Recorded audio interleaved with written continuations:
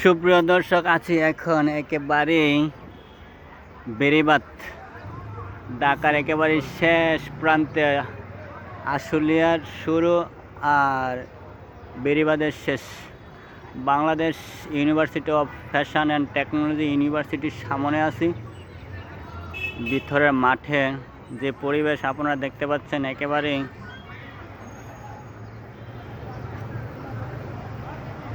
এটা হলো ভিতরের সাইড। আমার সহপাঠী, আমরা দুইজন একসাথে সিকিউরিটি করি, নাইট ডিউটি। এবং আপনারা দেখতে পাচ্ছেন একেবারে ছাত্রছাত্রী সবাই মাঠের ভিতর আছে। এবং বিল্ডিংয়ের যে ইউনিভার্সিটির ভিতরে গেট দেখছেন, ফার্স্ট গেট, যেটা বোঝায় ভিতরে ঢোকার জন্য।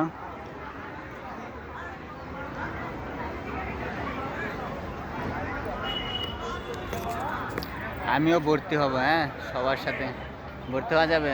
বয়স তো কমে গেছে, আগে বয়স ছিল 30, এখন এসে 16। পারবো না মনে হয় ভর্তি হতে। দোস্ত সামনে।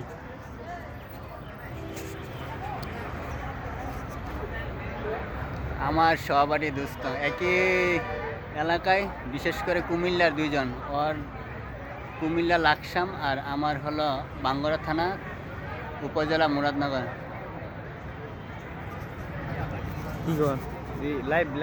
না, লাইভ বন্ধ করে দিছে একেবারেই। আমার ফাংশন বন্ধ হয়েছে, লাইভ। কালকে বলছিলাম লাইভে যাবো, তাতে মানে লাইভ ফাংশন বন্ধ।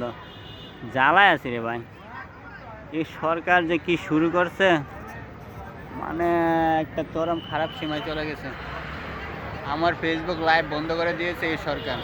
আচ্ছা, চিন্তা করেন, আমি একটা ছোটোখাটো মানুষ, এরকম করলে কি ভালো লাগে? আমি কোনো সুপারস্টার যে হয় সালমান খান, শাহরুখ খান, জ্যাকি, হ্যাঁ, বড় বড় কোনো সুপারস্টার, এরপর আমার সাথে এরকম বেইমানি নিয়ম করে থাকে। কিছু বলবো না, এখানে ছাত্র সমাজ বেশি।